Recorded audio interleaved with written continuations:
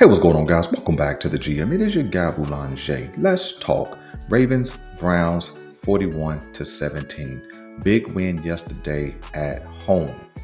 Now, this game in particular was a game that had all the elements. Everything you wanted to see from the Ravens, you saw. Everything we needed to see from the Ravens, we saw. And so let me start with the defense, because I think it was the defense that led this team to victory. Yes, Lamar Jackson was excellent. Yes, the offense was consistent, stable, but it was the defense that continued to put us in position to capture this game. See, the scoreboard says 41-17, which says, hey, big win, right? But the game was much closer than that, especially through the first quarter and a half, right? It was the defense that continued to stop the Cleveland Browns offense. It was the defense that would put the Baltimore Ravens offense back on the field time and time again. And so I want to give a shout out, man, to the defense. Shout out to Roquan Smith, defensive player of the game. Big time performance yesterday. 13 tackles, a fumble recovery for a touchdown. Anything you wanted to see from Roquan, we were able to see it yesterday. Sideline to sideline, downhill tackling, blitzing, and just consistently being around the ball, right? Shout out to Nate Wiggins, who gets a pick almost 6. You could see him around the ball in good coverage yesterday. And on the telecast, you could hear them talk about, hey, if he just drives on the ball, he's going to get a lot of interceptions this year. And so he was right place, right time, athleticism, speed, quickness, got the interception. And so you wanted to see him finish that play, but still a solid play holistically. So shout out to Nate Wiggins. Shout out to Chidobe Awuzie, right? Who basically had performed well in game 1 against Buffalo and basically got the starter reps yesterday.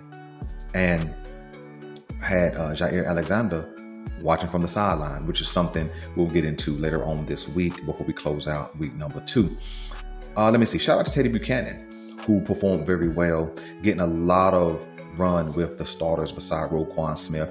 He showed some ability in coverage. He showed some ability to play downhill, showed some speed and athleticism. So shout out to Teddy Buchanan, man, for stepping up as a rookie and proving himself valuable to this team. Shout out to Justin Madubuike, who continued to harass up the middle, who I think had at least 1 sack. He might have had both. I'm not sure.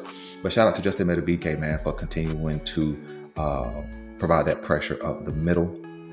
And shout out to Travis Jones for playing stout, holding down the middle of that defense, man. I thought the defense holistically put on a solid performance. You know, something that we talked about this offseason, something that the team talked about this offseason was being able to get turnovers, right?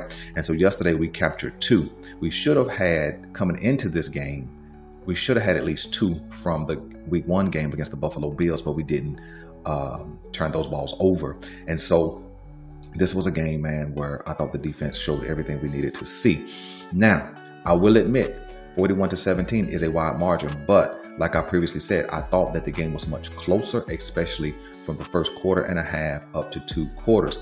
I think what you saw from the Cleveland Browns is just inconsistency and inability to catch the ball. I'm pretty sure I counted 5 or 6 drops by Browns receivers in the first half, and probably about 9 drops throughout the entire game. Also, what I saw was those drops were not always because of coverage, okay? And so that's something we definitely have to tighten up. If the other team is going to be dropping balls, we need to be making contact with them. We need to make sure that we're there to knock the ball away, those kind of things. Defensively, the only thing I can say that we have to improve on is knocking the ball down. The Marlon Humphrey should have been pass deflection that got knocked up into the air for a touchdown catch, right? It kind of made a little bit of nerves rise up because that's the kind of play that can kind of get another team going against the Baltimore Ravens. But we continue to grind it out and continue to just stay focused and aggressive and put this game away. Let me jump to the offense side of the ball. The Baltimore Ravens offense was not dominant, but they were consistent, effective, and efficient. And that's what I said they needed to do. They needed to have a grinded out kind of game, a game that we didn't just rely on the explosive play, a game where we had to go down the field and pick up a first down and pick up a 3rd and 3, pick up a 4th and 1, all those kind of things. Because this offense only had about 275 yards total in this game. Lamar Jackson, excellent, like I said. Really efficient game. When the defense put him in position to score, we scored, except for the catch that was a touchdown by DeAndre Hopkins. That wasn't a touchdown. We had the ball at the 1 yard line, and then we end up kicking a field goal, right? And that just speaks to the greatness of this Cleveland Browns defense. This Cleveland Browns defense is better than the Buffalo defense. See, when we were explosive against Buffalo, many of us fans thought that we could just be explosive every week. And what we come to see is that Cleveland is a real defense. The reason why this game didn't stay close is because Joe Flacco wasn't that great and the wide receivers was not that great. And so we got to tighten that up. We cannot have the ball 1st and goal at the 1 and have to settle for a field goal. Not with Lamar Jackson in the backfield, not with Derrick Henry in the backfield. And so got to tighten that up. And we have basically 6 days to game plan. We have an extra day to get ready. We don't play on Sunday, we play on Monday. So got to be ready to go. Got to tighten up the things that we left out on the field. We should have had about 45 points, in fact. I thought that the Baltimore Ravens offense, specifically the line, did not allow Myles Garrett to destroy the game totally. I think he ended up with 2. I know he had 2 sacks. He might have had all 3 sacks by the Cleveland Browns defense. But of course, as always, he was excellent and harassed Lamar Jackson and this offensive line, but we didn't allow him to destroy it.